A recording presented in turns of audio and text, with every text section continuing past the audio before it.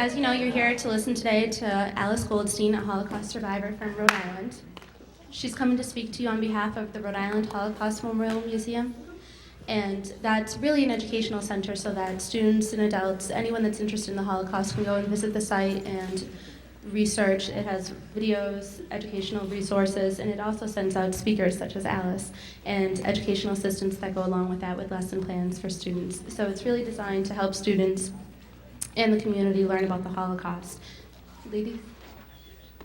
So Alice is coming to speak from Rhode Island, and it was on the sheet that you guys have all been home with.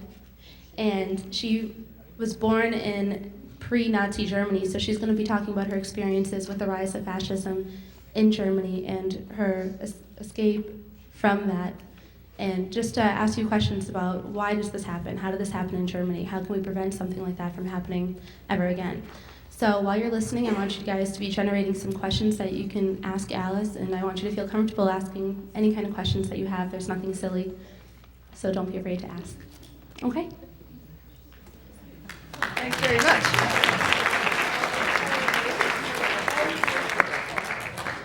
I think you can all hear me and see me if I sit down. I'm really impressed by this facility. It's beautiful. And it was lovely to walk into the building just a little while ago and to be greeted by music. Clarinets were practicing and somebody else was practicing. It's really very nice. So I'm delighted to be here. And as Ms. Lorenzo said, I'm here really to discuss my history, which takes place really before the Second World War, in the decade that Hitler rose to power in Germany. And I tried to look at some of the issues that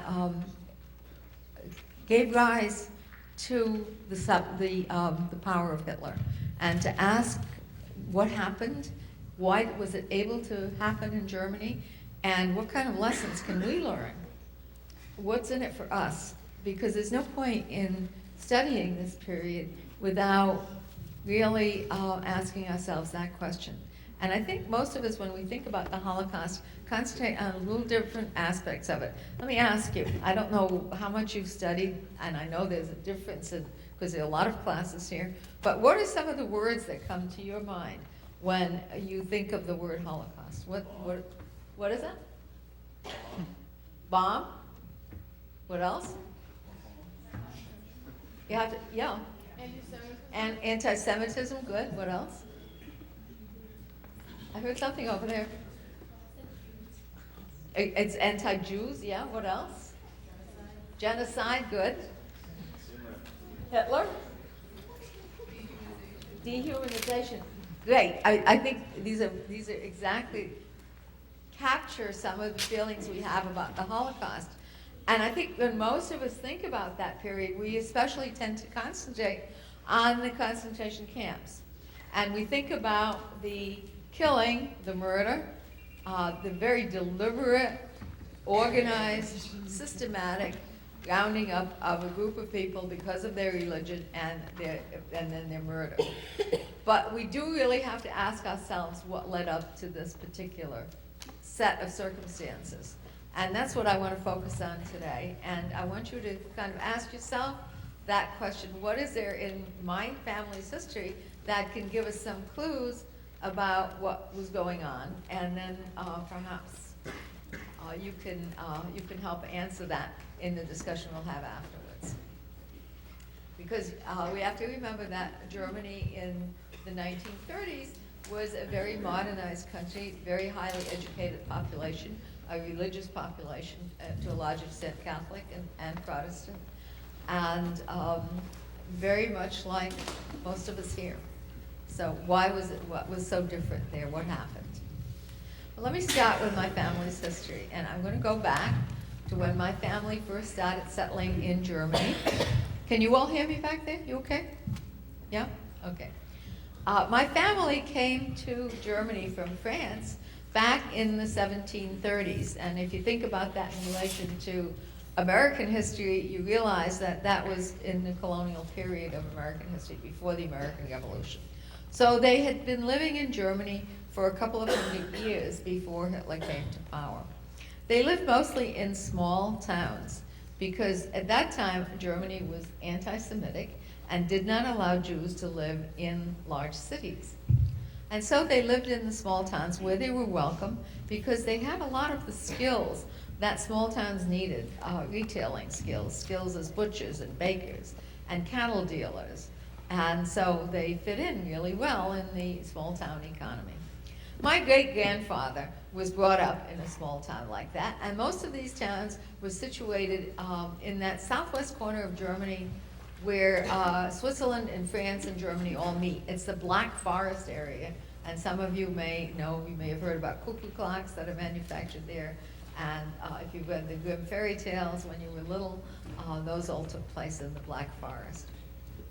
Well, my great-grandfather was brought up in a town there and realized that if he were going to make a living for himself, he would have to move because most of the services that this little town required had already been filled. And so he moved a few miles away to a very tiny village named Kensingen. There were only about 600-700 people living in the village, and they were farmers.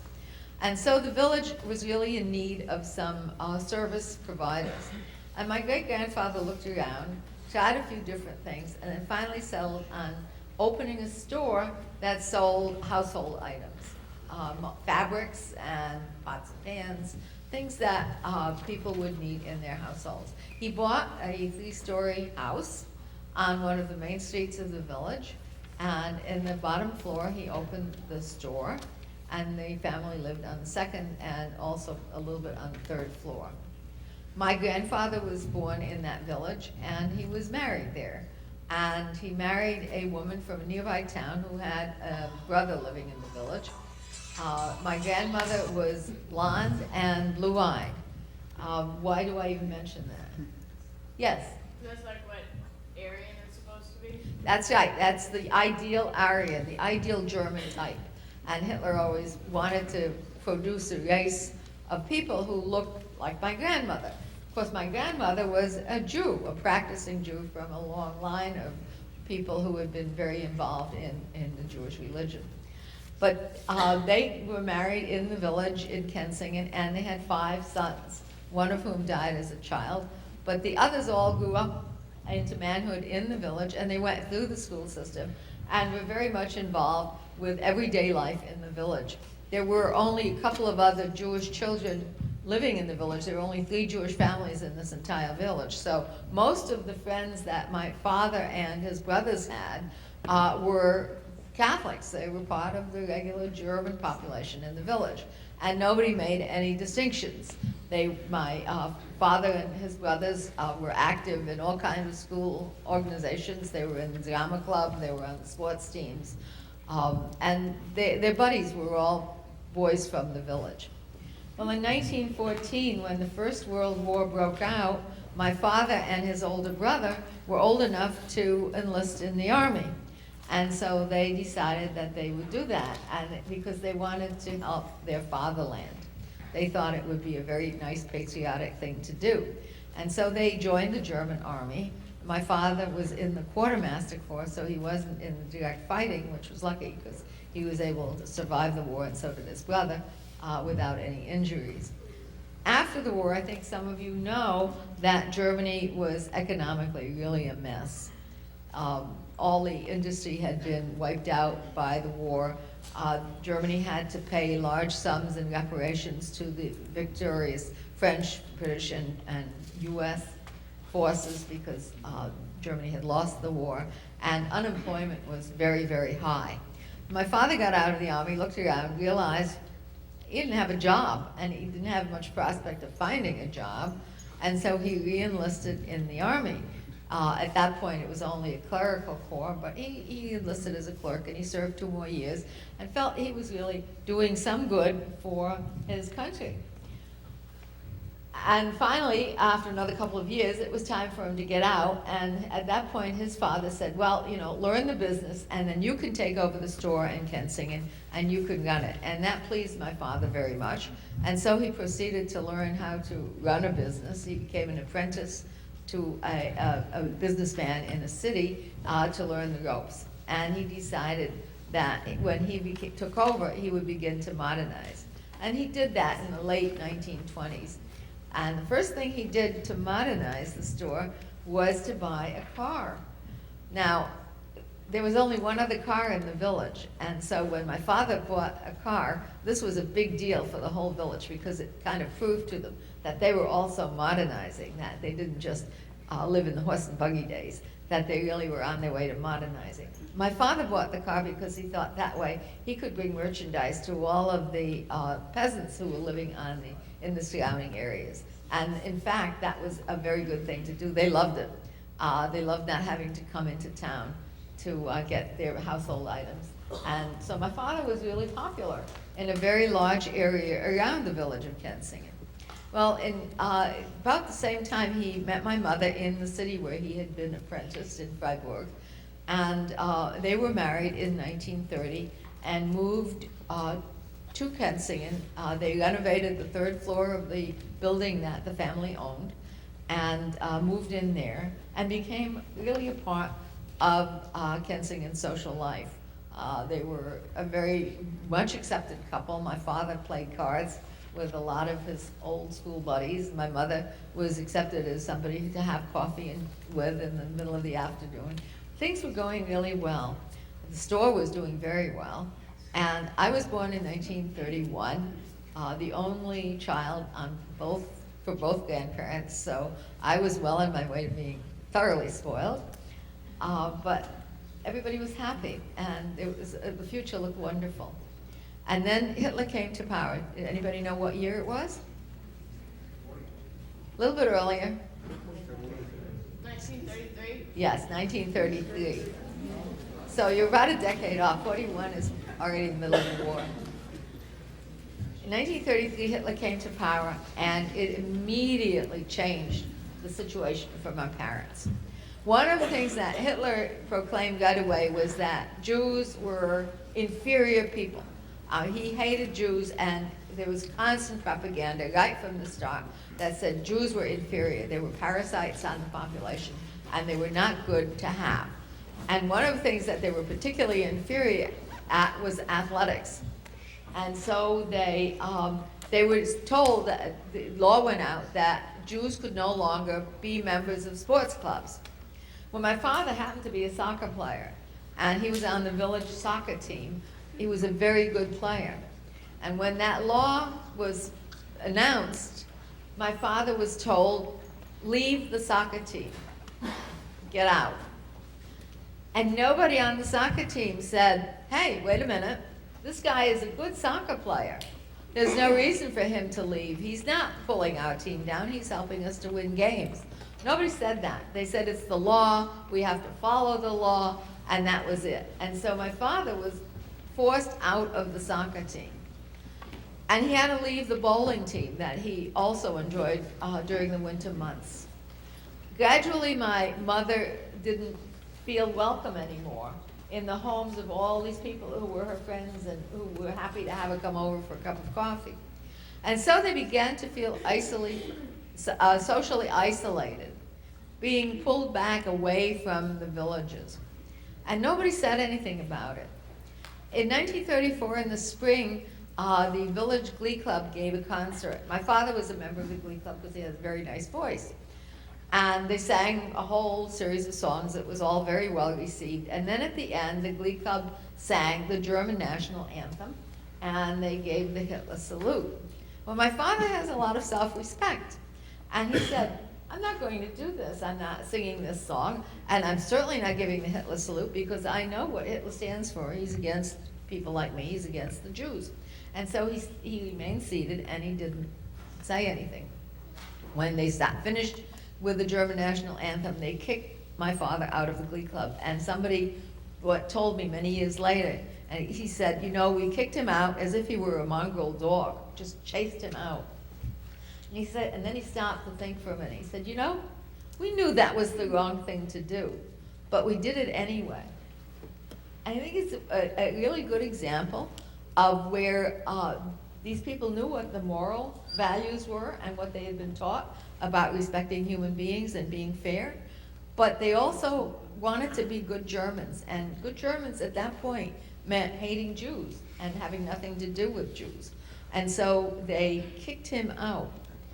even though it went against their better moral values. And so my father was isolated even more. And gradually, people pulled more and more back. A lot of children used to love to come and play with me because I had all these really cool toys from both sets of grandparents. And by 1934, 35, I had fewer and fewer friends because they didn't want to be seen playing with a Jewish child. In 1935, a series of laws were passed that were called the Nuremberg laws. Have any of you studied about those? Some of you have. The first thing that the Nuremberg laws did was to declare that Jews were no longer citizens of Germany. Think about what that would mean to you if somebody suddenly declared you were no longer a citizen of the United States. For one thing, it would mean that you couldn't have any job that was a civil service job.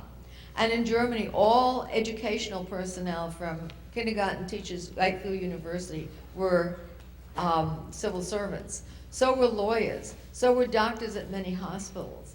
Suddenly, with Jews not being recognized as citizens anymore, all of these people lost their jobs.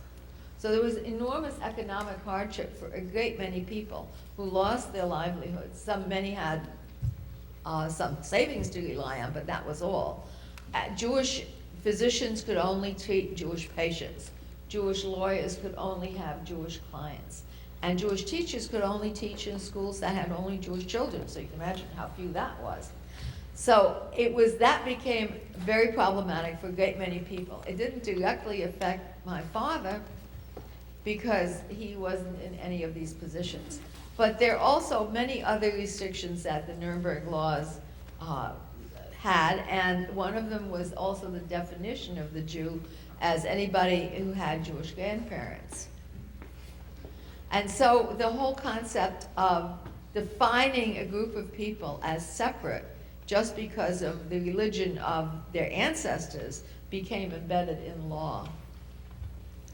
At the end of 1935, the Germans declared a boycott of Jewish stores.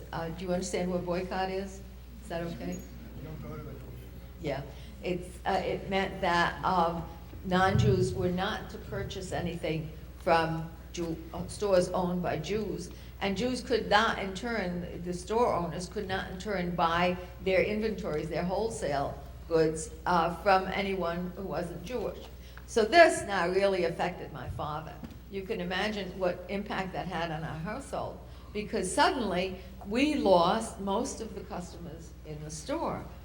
3 Jewish families in no way can support a store that was catering not only to the whole village, but to all of the areas around it. And so business went way down, and income was almost non-existent. There was one person in the village who spoke up, and that was the Catholic priest.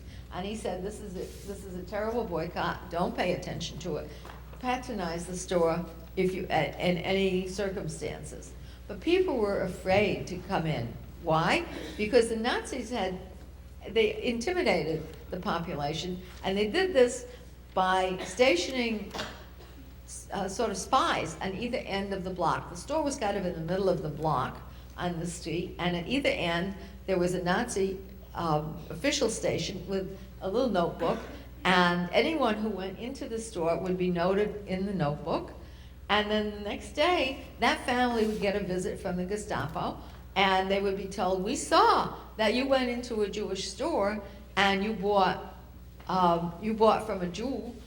That's breaking the boycott. If that ever happens again, your family will be in real trouble. And so people were afraid to break the boycott, although some brave people did come in at night.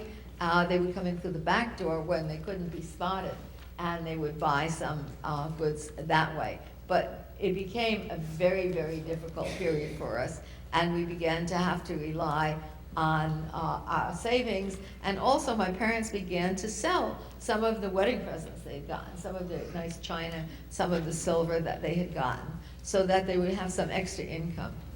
I felt the whole situation, even as a small child. I was only, 6 years old at the time, 5, 6 years old. I used to go into the city where my mother's parents lived, And my grandmother would take me to a cafe to get ice cream in the summer. And this was a real special treat for me. And we went to the cafe in 1936, and there was a big sign on the cafe window, just scrawled across the window, Juden verboten, which means no Jews, Jews not allowed. And so we were afraid to go into the store, and I just never had ice cream anymore when I was a child in Germany. It was just too dangerous for a Jew to have to try to get an ice cream.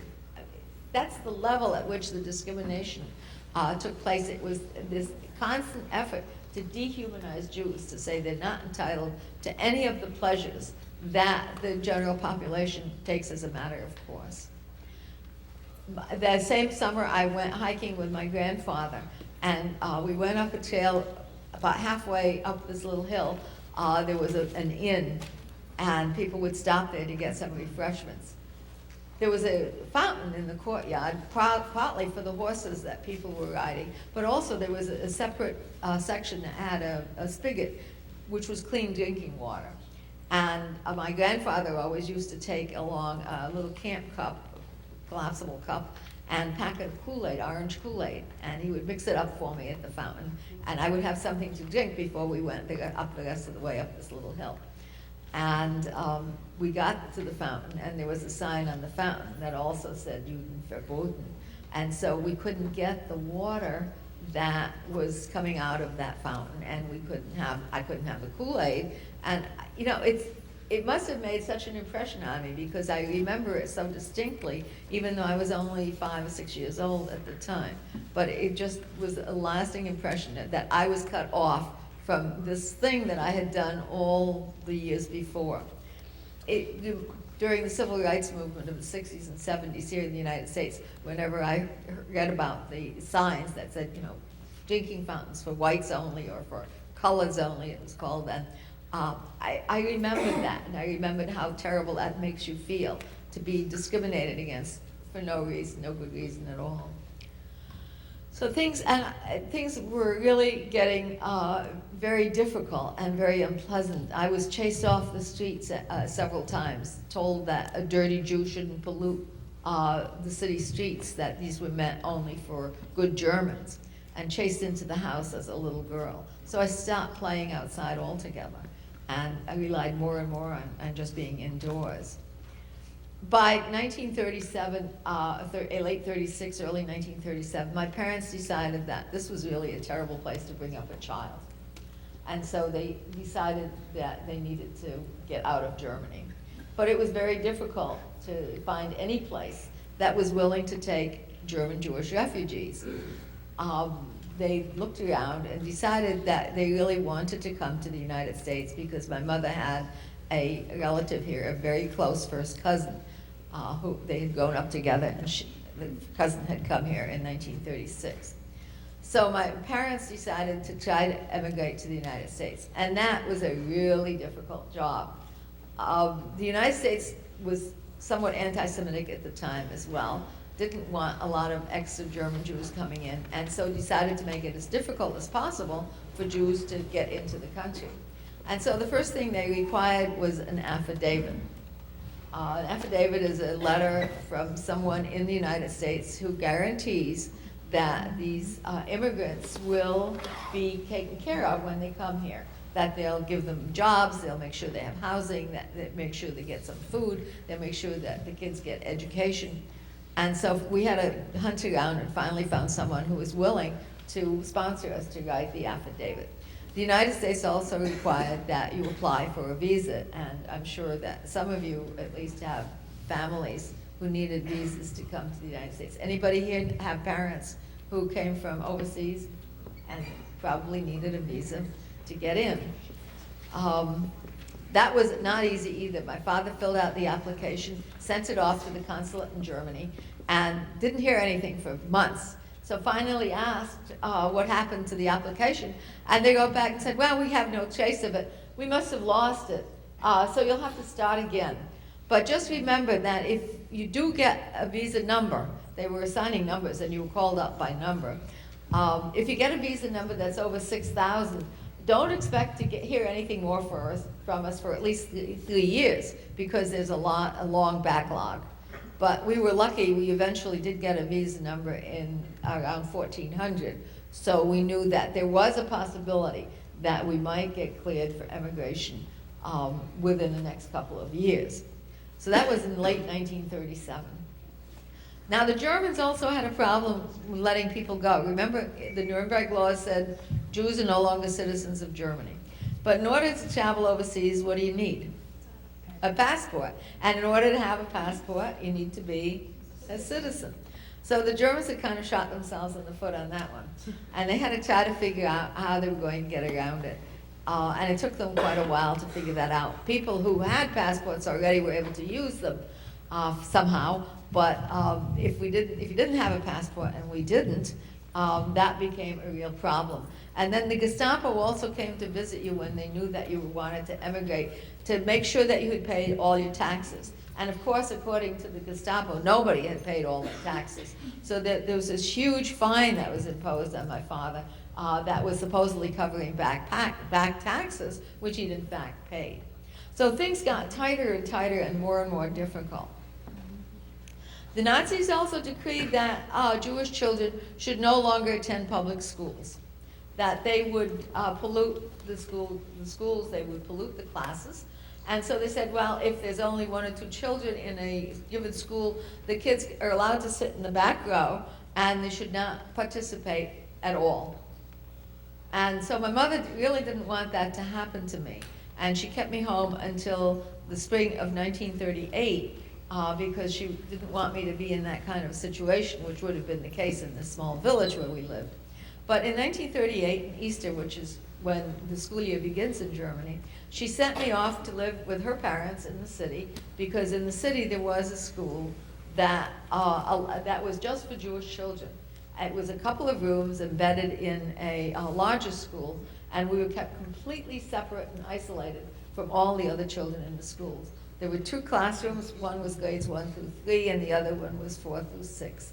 And we all had to study English, because the hope was that somehow the children in those classrooms and their parents would be able to emigrate either to England or possibly to the United States.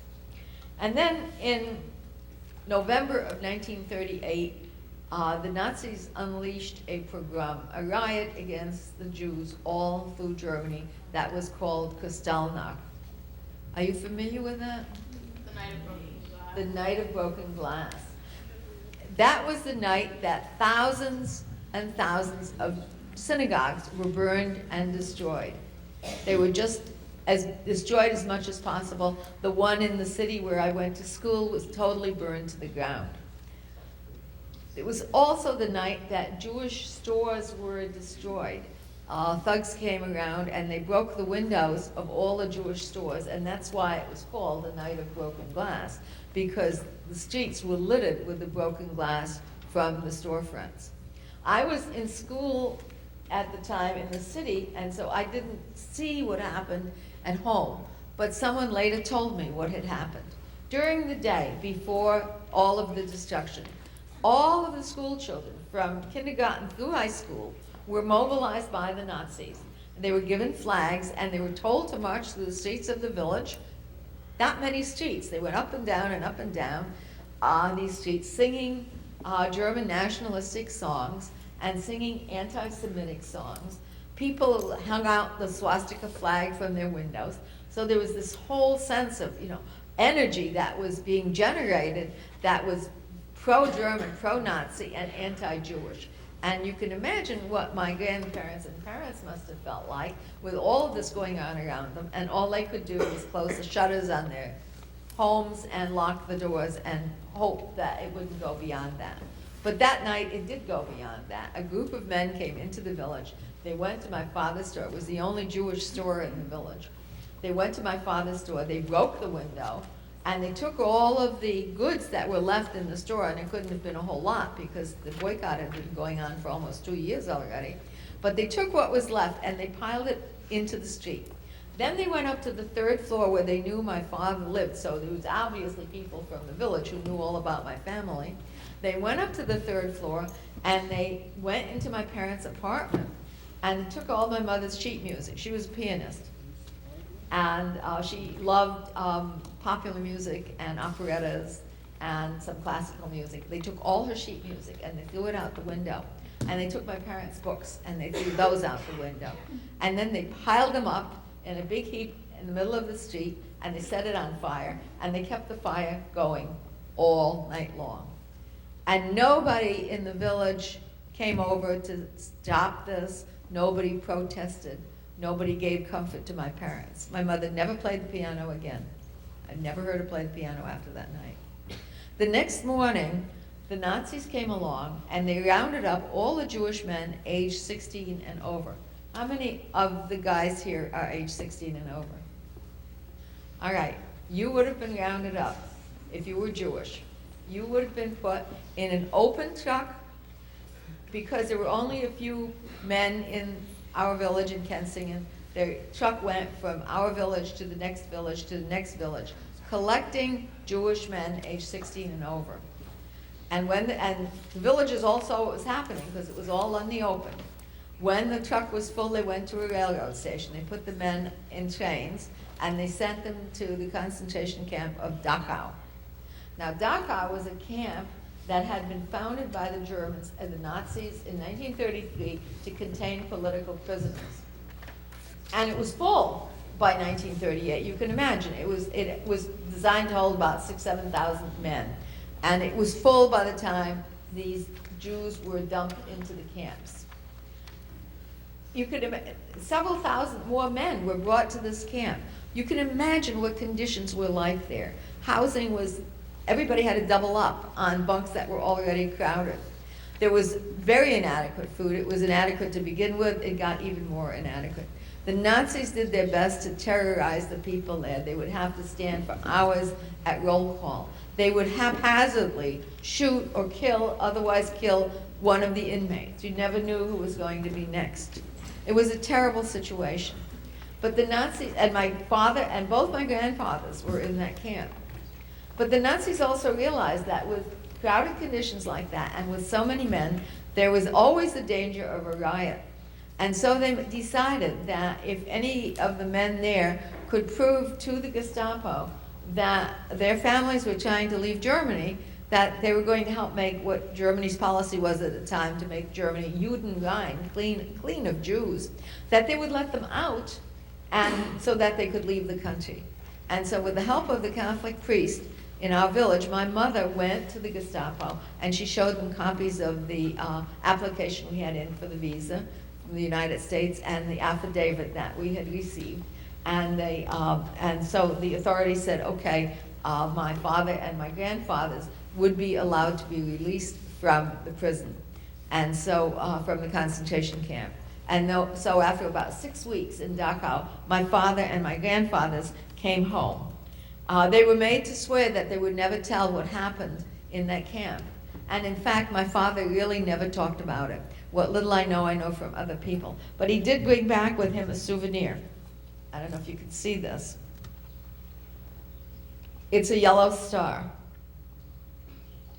The Dachau was the first place where the Nazis experimented with having a yellow star identify Jews. They wanted to somehow make sure that they knew which ones were the Jews and which ones were the political prisoners who were already in Dachau. So they issued green triangles or green rectangles for the political prisoners, and they issued the yellow stars for the Jews. And when Jews were released from Dachau, they took their yellow stars with them. Didn't have to wear them immediately in their regular homes. But this was the yellow star that my father brought back with him, and he always said it was his graduation certificate from Dachau. Well, things kept getting worse and worse, and my father kept trying to go to the American embassy and to American consulate to see what's happening with our right to emigrate, and it kept being stonewalled. The Nazis, meanwhile, decided that they had figured out a way to be able to issue passports. They issued identification cards, and they said, with the identification card, you can get a passport. So in February of 1939, every Jew in Germany had to have an identification card. And at that time, they all had to also take the name that the Nazis had decreed every Jew had to have. All the men had to be called Israel, and all the women had to be called Sarah. And so they, on the identification card, which has a big yellow J on it, my father's name was also indicated as, his middle name was Israel.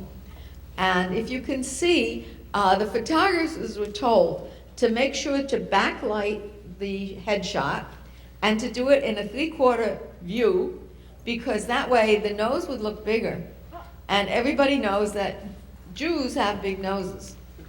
That was one of the Nazi myths. This is my mother's, oops, this is my mother's. And again, the same kind of lighting. And when it was my turn, I did what I always did when I had my picture taken, and which I'm sure you're always told to do. Smile, right.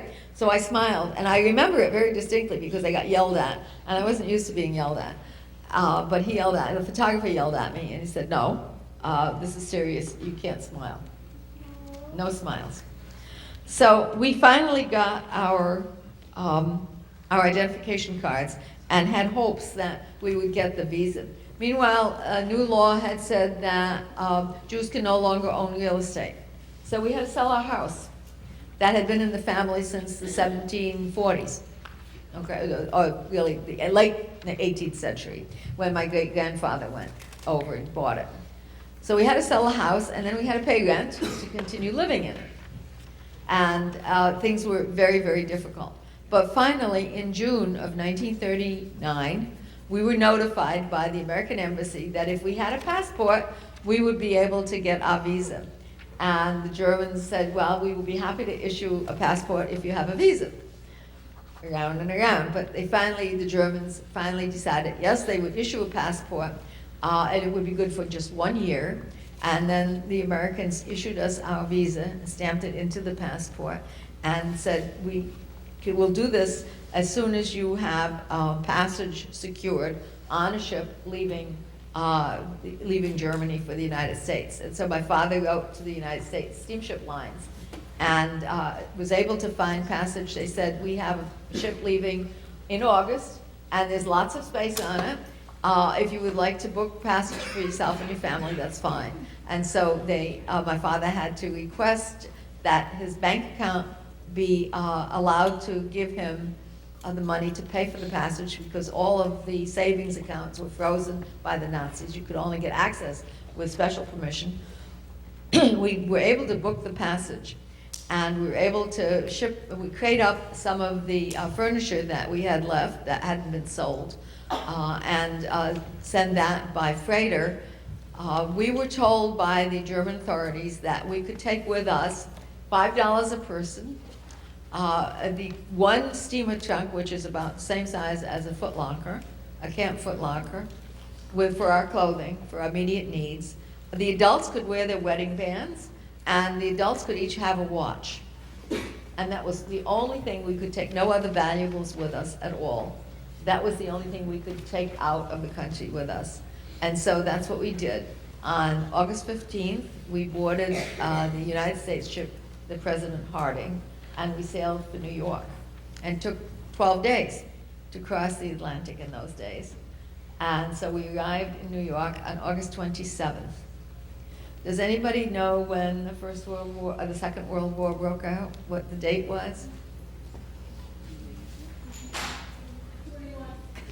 That's when the United States went into the war, right? But there was time before that when it was just in Europe.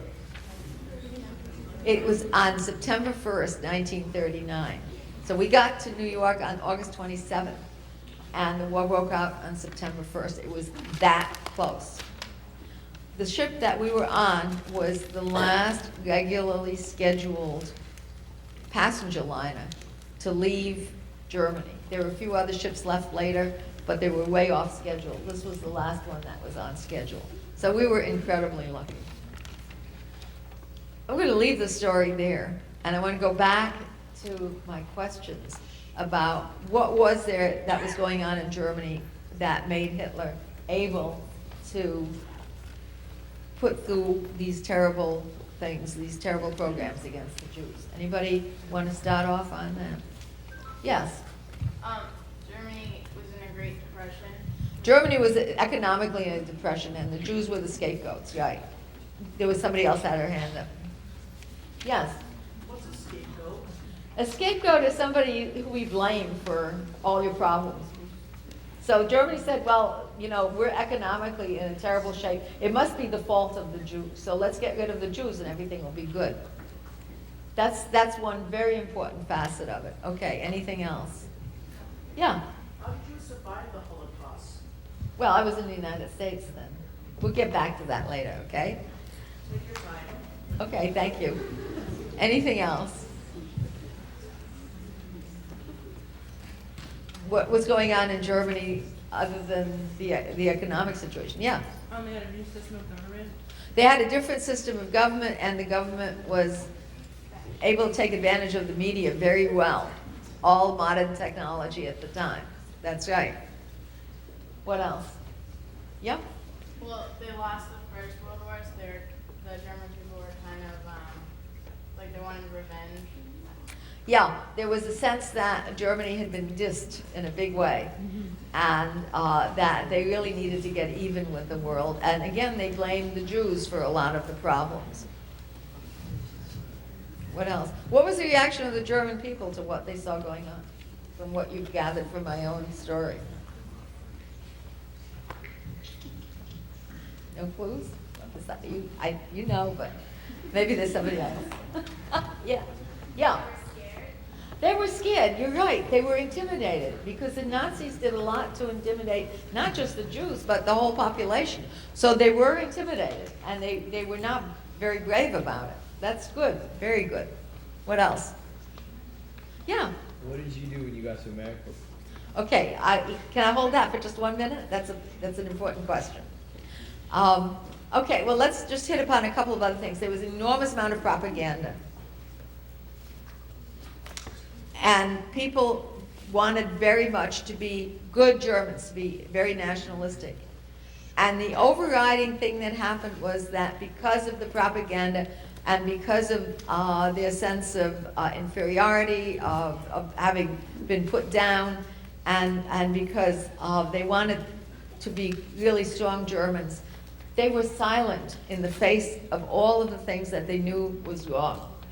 They didn't have the courage to speak up, to organize. And the time to do it would have been at the very beginning, when the first anti-Semitic acts were being published, when Jews were being taken off of the sports teams, when Jews were being let go in universities. That was the time that people should have spoken up.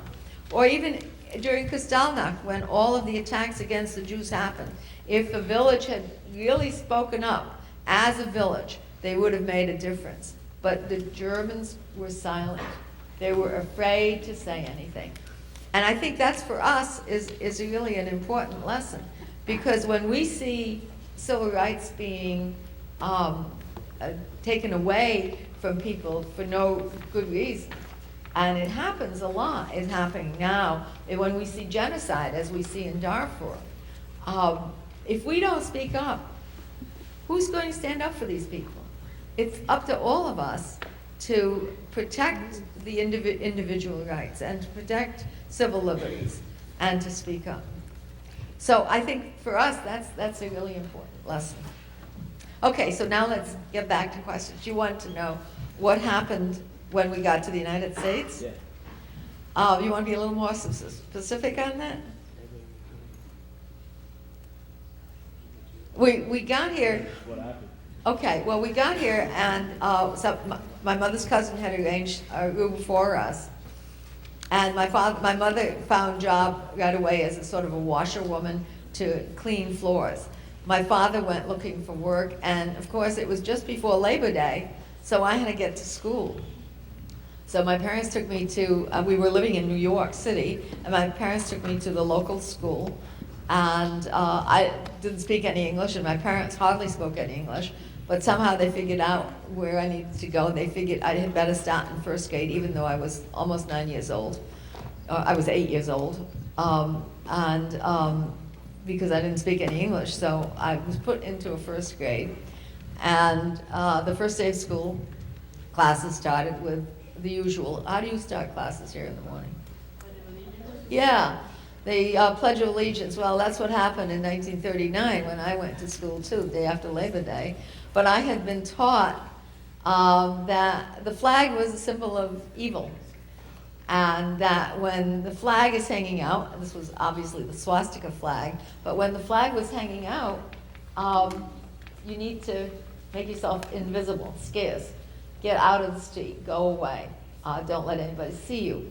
And so here I was, stuck in a classroom, and everybody was supposed to salute the flag.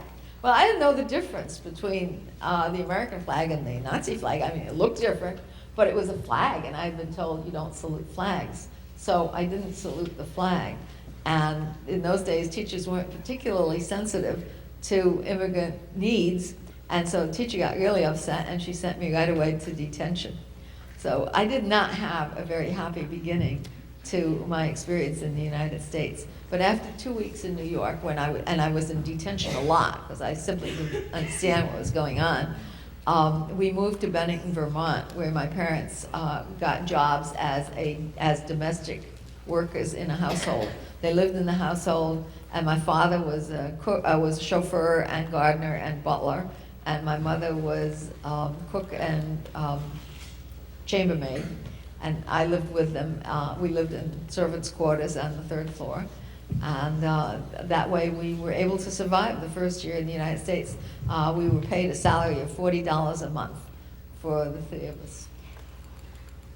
So that's how we started in the U.S. Yes? What were your emotions when Hitler started taking over? What were Your emotions. my emotions? Yeah. I guess I personally was too little to even understand what was going on to begin with. But I understood fairly soon that I was different, and that I couldn't trust people who I thought were my friends, because they didn't stick with me during this time. And so I became very much introverted and relied on myself and my parents. And they tried to shelter me very, very much, as possible.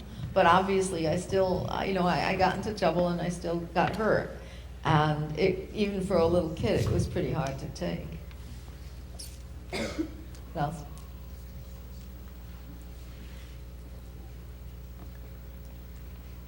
Did your grandparents travel with you? Did my grandparents travel with us? We just came to the United States, just the three of us, my mother, my father, and myself. My grandparents felt that they were too old to leave because they didn't speak any other language but German, and they didn't have any friends anywhere else.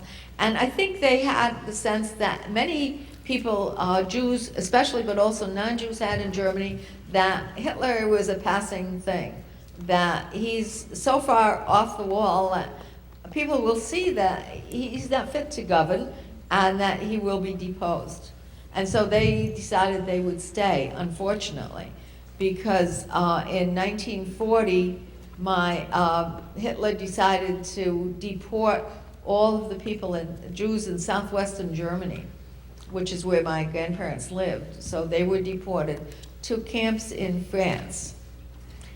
These were not the kind of camps that were eventually built in Eastern Europe, but they were concentration camps. And they were dumped into these camps without any preparation.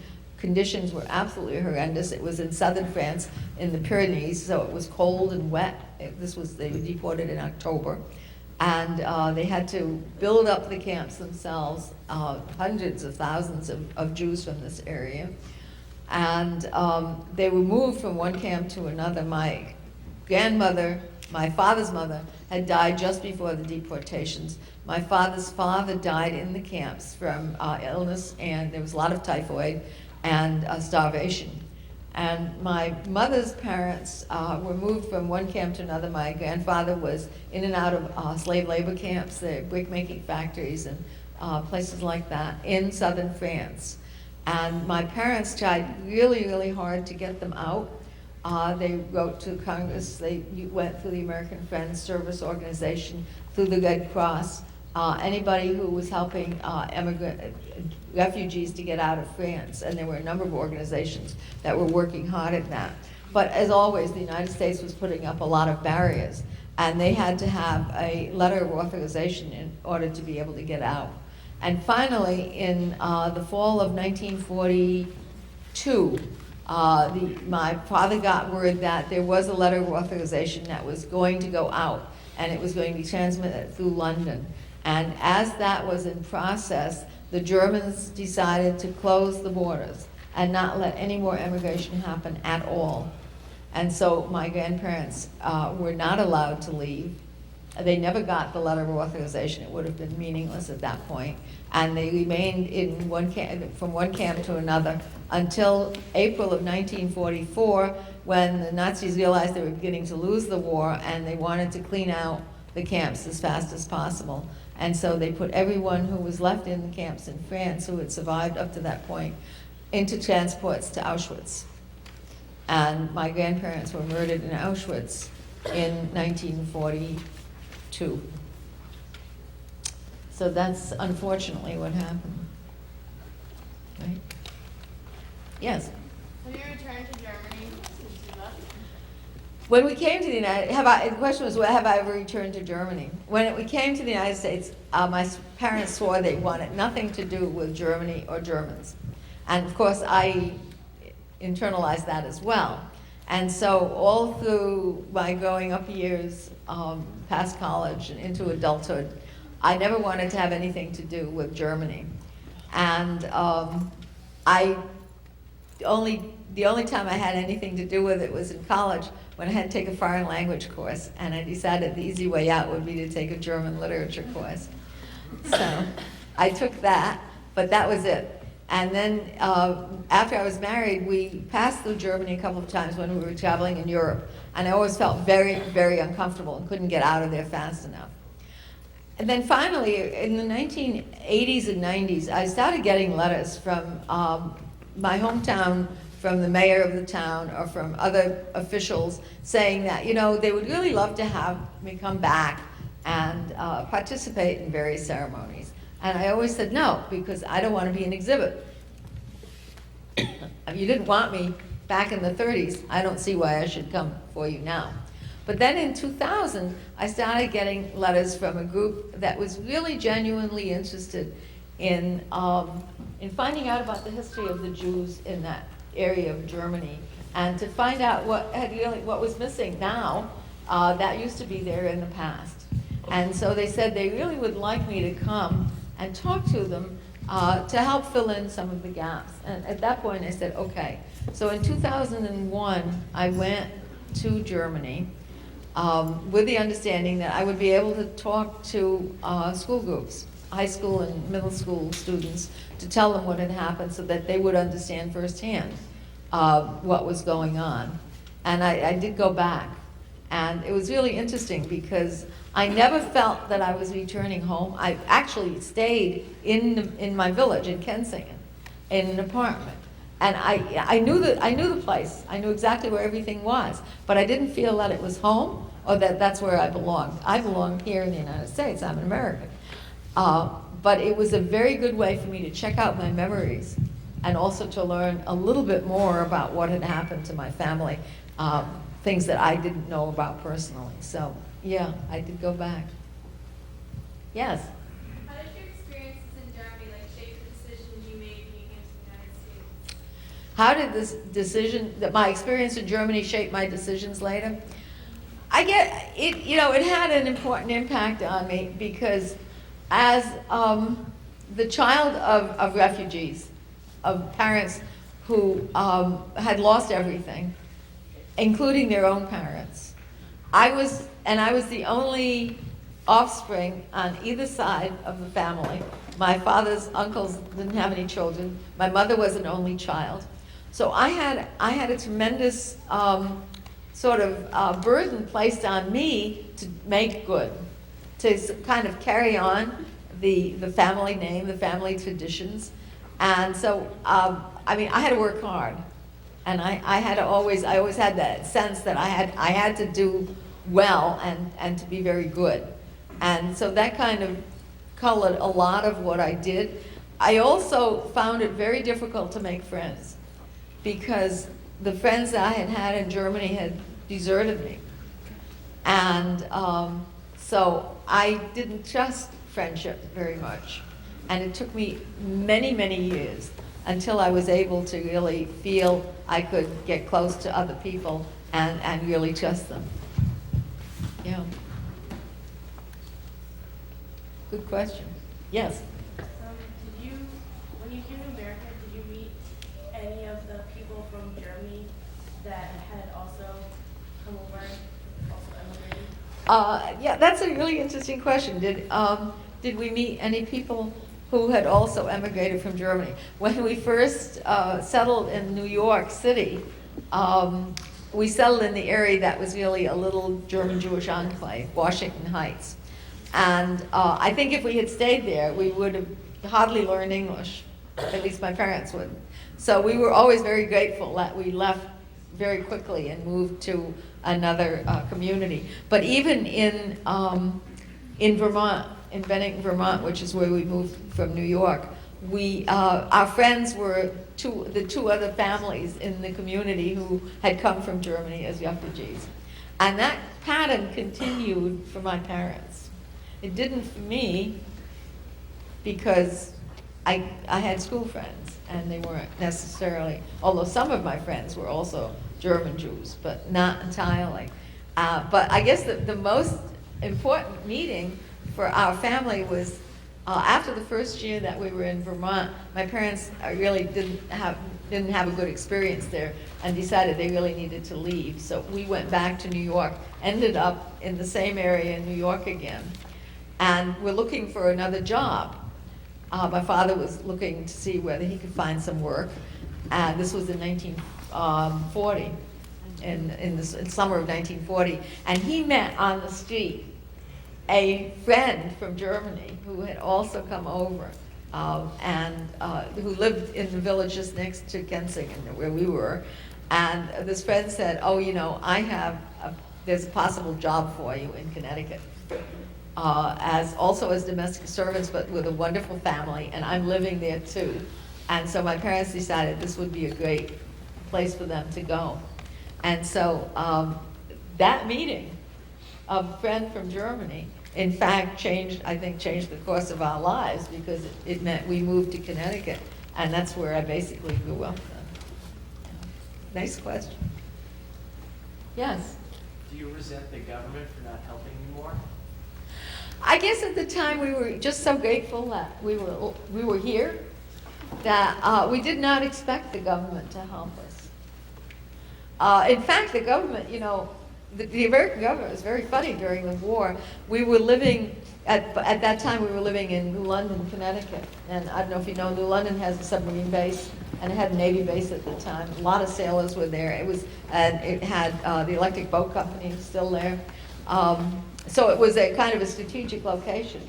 And the U.S. government was very interested in tracking anybody they thought might be a spy in these sensitive areas. And so we, among others, were declared enemy aliens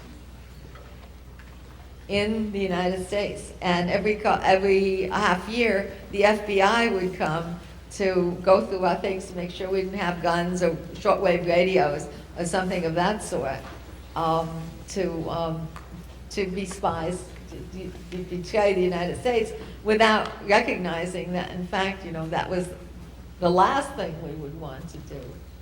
Now, for us, the United States was wonderful. Roosevelt was a hero.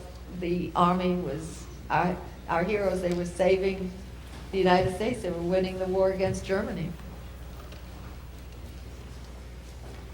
Yeah. How long did it take me to learn English? About 4 months. By the second semester, I had learned enough English so I was able to go into my regular class rather than first grade. I went to third grade, fourth grade. So that was Fortunately, you know, when you're in first grade, you're learning how to read along with everybody else. So it smooths the way a lot. Yes? Do you consider the Jewish faith race or a religion? It's a religion. It's a religion, and it's a way, it's kind of a civilization. It's a way of living, but it's certainly not a race. Yeah? Was it hard to escape from Germany? It was very hard because there were very few places you could escape to. And the Germans didn't make it easy for you to get out. So it was difficult to escape, yes. Yeah. When you moved here, did you notice a lot of like newspaper articles about the Holocaust, or was it kind of hush hush? It was very interesting because there were very few newspapers that had much of any information about the Holocaust. There was information coming out, but the New York Times, which was then and still is, you know, the leading newspaper for hard news, did not want to publish very much about it. And so it was kind of buried on the inside pages most of the time, and people really didn't want to talk very much about it. We got a newspaper that was sort of more left-wing, and it published, a national newspaper also, published a little bit more about it. It was very anti-Nazi. But once the war started, the big news was always the battles, the war, what was going on. And the Holocaust really took a back seat to it. Yes? Did you ever get any of things back you had to leave behind or get compensated for them? That's a really good question. Did we ever get back or get compensation for the things we had left behind?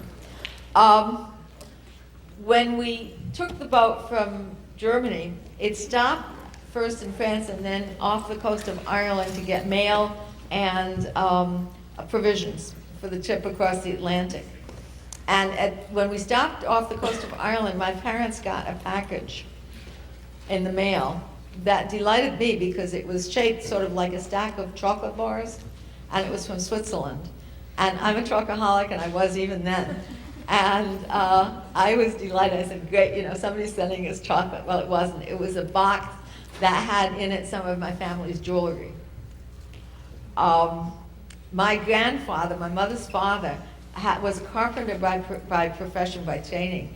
And once the Nazis came in power, he earned money by building furniture with hollow legs or arms that could be, into which jewelry or valuables could be put, and smuggled out of the country to Switzerland. And from Switzerland, it was able to go, we were able to send them on. So my parents had arranged for some gold jewelry and other gold items to be put in this little box in an armchair somewhere, and sent to relatives in Switzerland, and they mailed it to us on the boat. We also got some compensation, very little, for the apartment my mother's parents owned in the city. That compensation was just enough to pay for a set of dishes, for service for 12.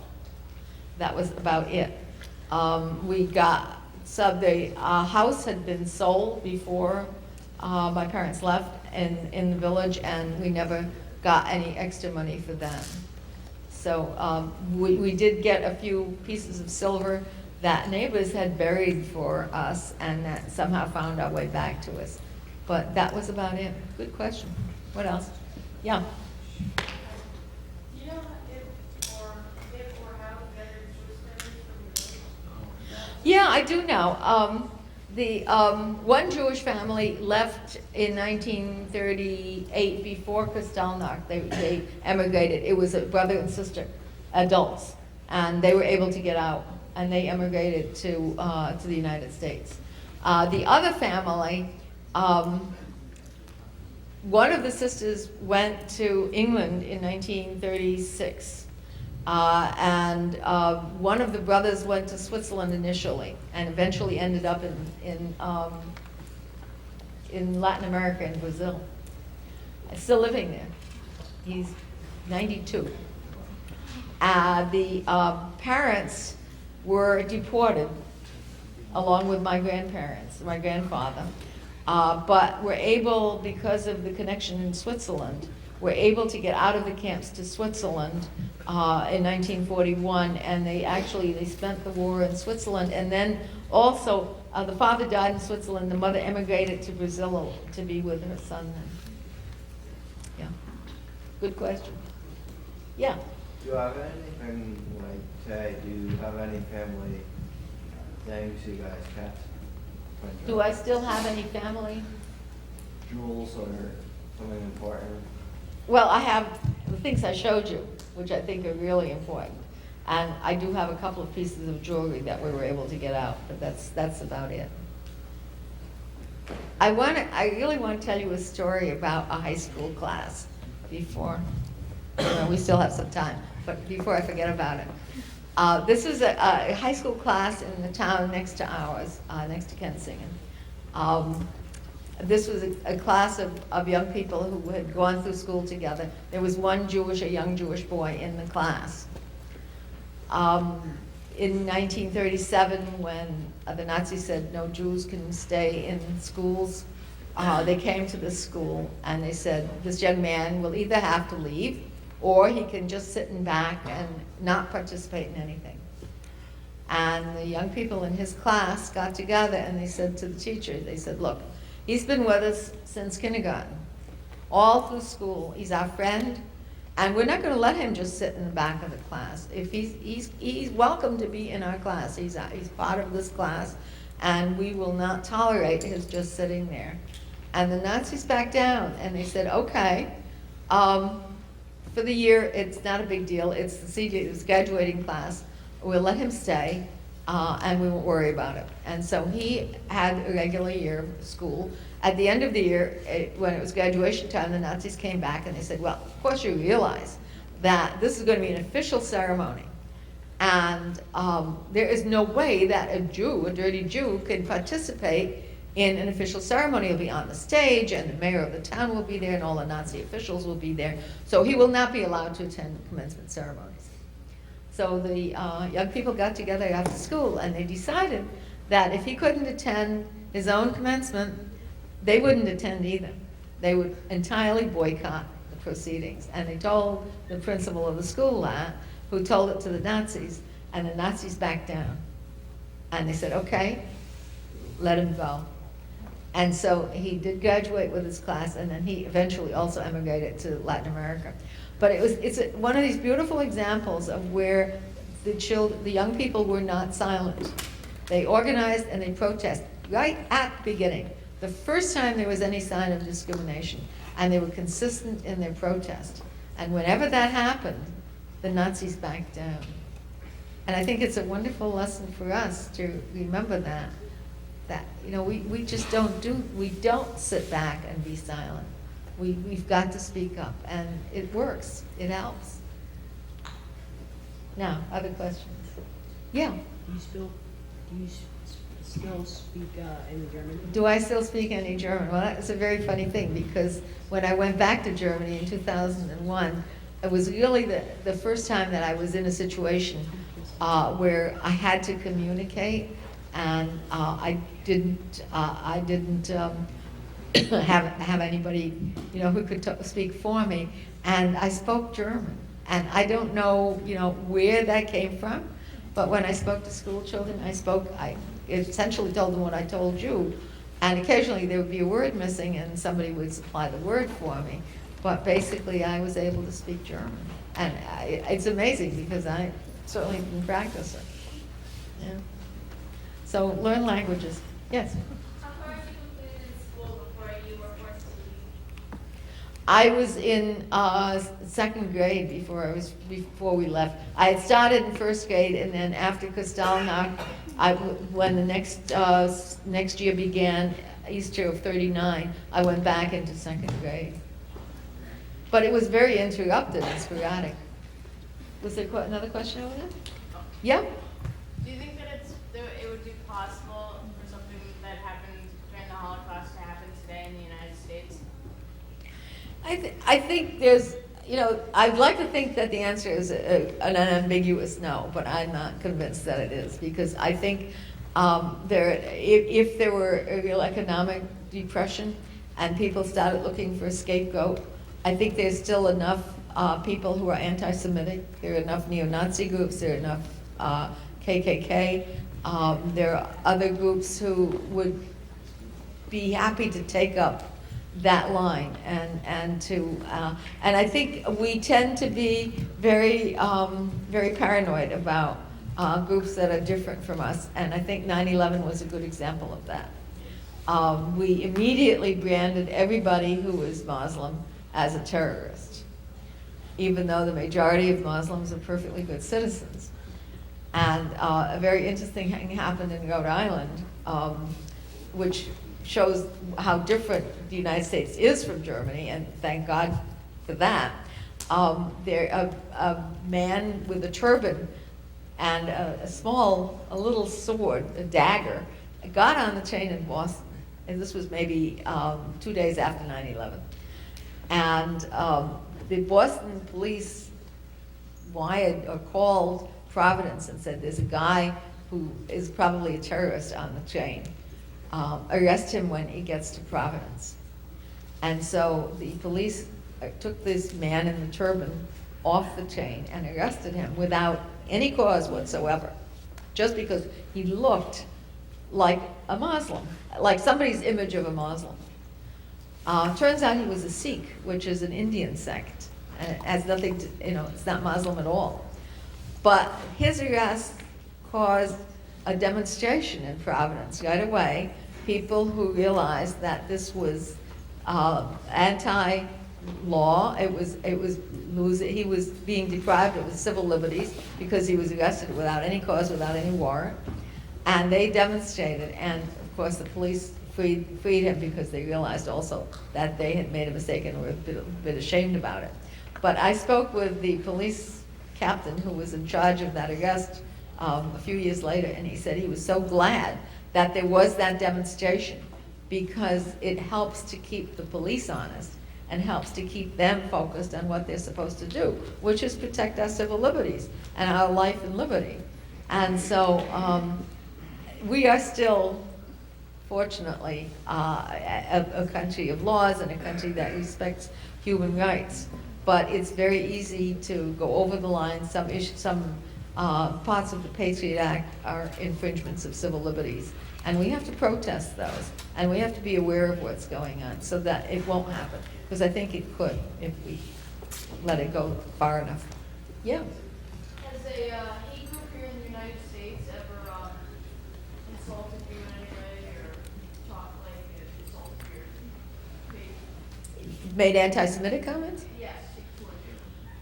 Not really directly to me, although I'm very much aware of the number of anti-Semitic acts that do happen in the United States. I was often told as a non-American that I shouldn't do too well in school or in contests because it wouldn't look right. And that's probably sort of a latent anti-Semitic comment also. But that happened when I was little. Mm-hmm. Yeah. I think your parents found it hard to adjust when they came from Germany to the United States. It must have been very difficult because here they came from being initially very solidly middle-class, cultured, well-to-do people, and they ended up servants in somebody else's household, not speaking the language. My mother, as a cook, was told every morning what she had to cook for dinner that night, so she had the cookbook on one side of the table and the English-German dictionary on the other side, and would go back and forth to try to figure out how do you make this recipe. And what do they really mean when they say roast beef? I don't know what that is. So it must have been very difficult, and always the worry of what was happening to family back in Europe. But they never lost their optimism, and they never lost their sense of humor, and or their faith. And so, I mean, I had, I think, under the circumstances, an incredibly positive upbringing. Yeah. Yes. Did your family always stay in Connecticut at a hostel? Yeah, once we got to Connecticut, we stayed there, and my father eventually actually got a job in retail with Montgomery Ward department store, and he loved that. So that was fine. Okay? How did the Holocaust get its name? That's a very interesting question, because it took a long time for it to actually get a name. And it comes from the Greek word to burn. So it's not a very good name for it because it just means like burnt offering, which is what the word Holocaust means. The Hebrew word for it is probably a better word to use. The word is Shoah, which means catastrophe. And it's a more all-encompassing word. So I think we should really think about using the word Shoah, except that Holocaust has become so much a part of our thinking. But Shoah is the appropriate word to use. Question in that. When you were told by people that as a daughter to an American, you should do better than Native Americans or Native born Americans, did you believe that, or did you I just kept doing what I was doing. I wasn't trying to do better, but I love to read, and learning came fairly easily to me. So I didn't speak up a lot in class for a long time because I kind of felt put down a little bit on that. But I got good grades. So. Yes. Have you ever run into anybody who didn't know that the Holocaust was happening? At the time? Yes. We didn't talk about it. We didn't talk about the Holocaust while it was happening, and we didn't talk about it for 20 years after it happened. It wasn't until the 1960s that people really started talking about it. So sure, there were lots of people who weren't aware of it. And I think that's one of the things that we have to work really hard at not letting happen again. Because if we're going to learn anything from it, we have to talk about it. Yeah? I'm just gonna ask, like, there are still people from the generation that went through the Holocaust, and then they have their children who are about our parents' age, and then they have us. But when their generations have aged and they don't keep talking about it, do you think that people will forget? This is never again, but. Well, that's probably the key question. It's the crux of what we're trying to do by talking to people like you. Because I think it will eventually recede. How many of us know about the Armenian Holocaust? Yeah, a few, a very few. It's not talked about, and it's receded to a large extent. It's not recognized by the government.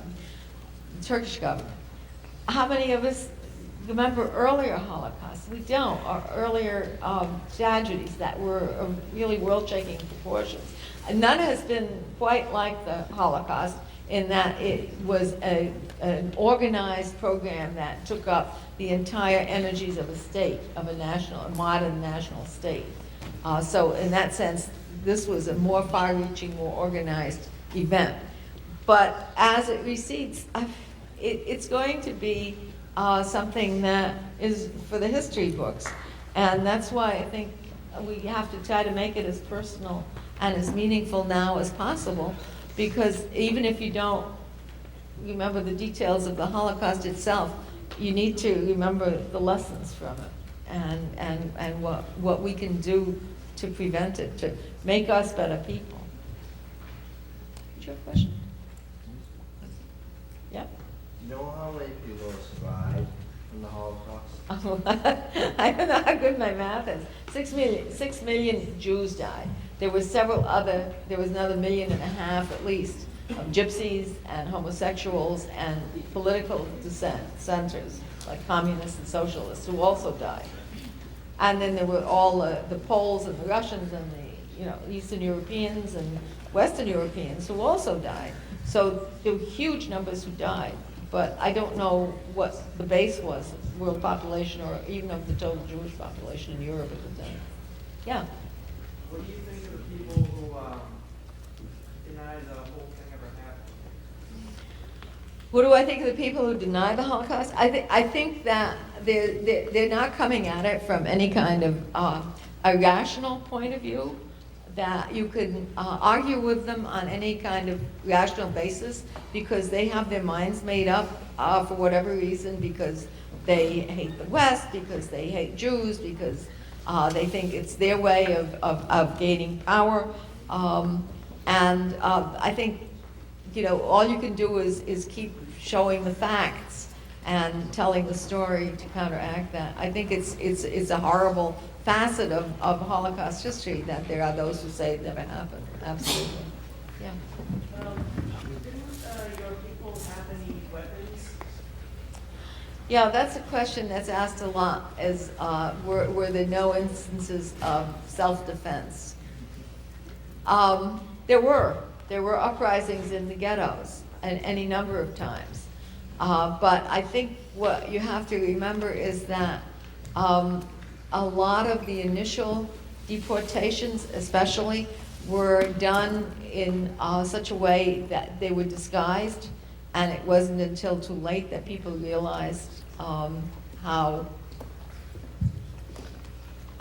terrible it was, that what was happening. I think people really basically don't want to recognize something as horrendous as it was unbelievable what was going on, and people didn't believe it.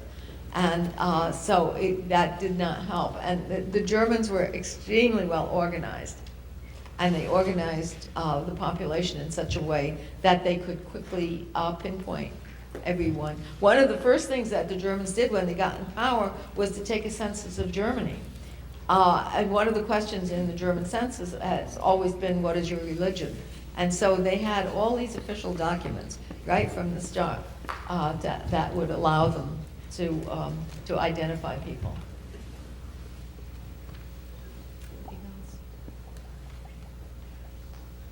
Yes? When and how were you notified of what happened to your grandparents? Well, let me see. My grandmother, who died before the deportations, we got a letter from my grandfather. We were still in touch. My grandfather, who died in the camps in France, my mother's parents wrote us about that. We didn't know for 2 years, almost 3 years, what happened to my mother's parents. All we knew was that we had no mail from them. We got regular letters from France, and I still have those letters. So we knew what was happening in France to my grandparents. But at the end of 1942, there was a last letter. And then in 1943, we got a very brief note from via the Red Cross. The Red Cross was able to go into the camps occasionally, and they would allow people to write a letter. And all the note said was, my grandmother wrote it. She said, grandfather and I are doing well. We hope you are all fine. Love. And that was all that was in the note. And we got those notes twice in 1943, and then there was complete silence. And then after the war, there were many channels set up to allow people to find out what happened to relatives, and to allow people in Europe to find each other and to find relatives. And the Red Cross was one of those avenues, and they in fact sent a letter to my parents, a note indicating that my grandparents had been on a transport from France to Auschwitz, and that the official date of death was set as December of 1944, but they probably died several months before that. So we got the answer through the Red Cross for them. The Red Cross was quite helpful in that respect. Yeah. When your father was deported, in the conversation, did you know where he was going? Not initially. They didn't announce that initially, but eventually, and I don't know how long it took. It was clear that all of the Jewish men from this particular part of Germany were sent to Dachau. One of my uncles, who lived further north, was sent to a different camp, to Buchenwald. So there were several camps. There were 4 camps throughout Germany that served as kind of the collection points for the men who were deported after Kristallnacht. And that became clear after a few days. There was no direct communication, of course.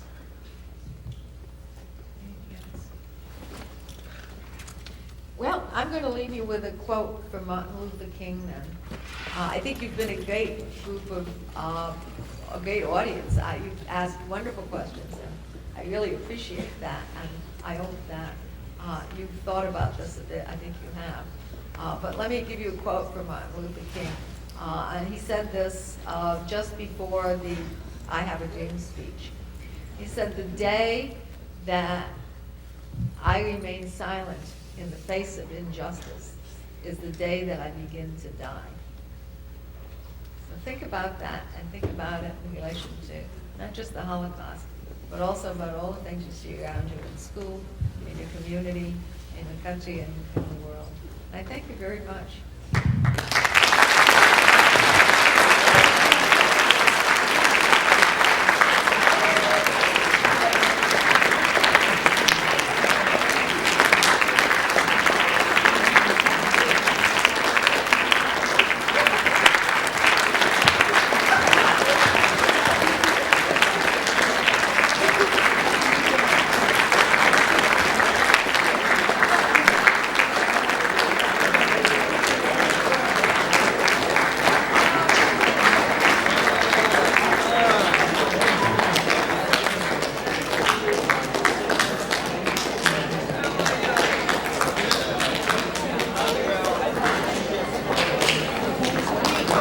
All right, guys, I'm back with the mic. Can you hear me if I have it down here? A little bit more. One of the things that we talk about, at least in my world history classes, and with Mr. Janellen coming in to speak to the world history classes that I teach, we talk about the importance of telling the story. And sadly, generations of people are dying off that you will no longer be able to listen to. So it's a once-in-a-lifetime opportunity that you had today to listen to a survivor tell the story and to be able to question yourself of, what can you do to take part in this? What can you do to educate yourselves about things that are happening in the world today that are similar? This isn't the first genocide, and unfortunately, it probably won't be the last. So the importance of listening to this is to consider, how did fascism rise in Germany? What did the people not do? Why, as Alice said about Martin Luther King's speech, you can't be silent about the things that you feel are wrong and that you need to take part in it. And the whole point of listening to these stories is so that you too can share the stories, because once that generation is gone and the generation, that's older than myself, you guys will be left with the story that you've heard today and the stories that you learn in your world history classes. And it's your job and your responsibility to share that with the people that are younger than you. Because the biggest tragedy, I think, of all would be if this story stopped here.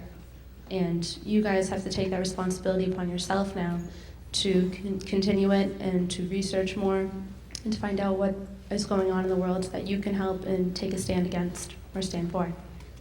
I'd like to give Alice another thank you for coming all the way up here from Rhode Island.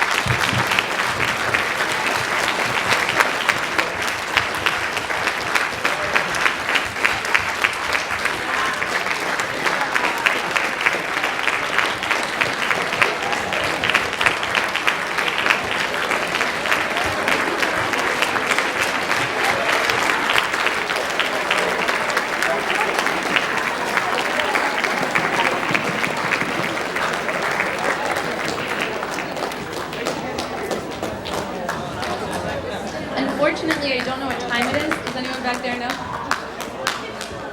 1:51. Is Mr. Kiley here still? What do you guys think? More appropriate to stay here? Go back to 8th? All right, we do have to go back to 8th period. I'm getting the word from that. Thank you so much for coming and being a great audience.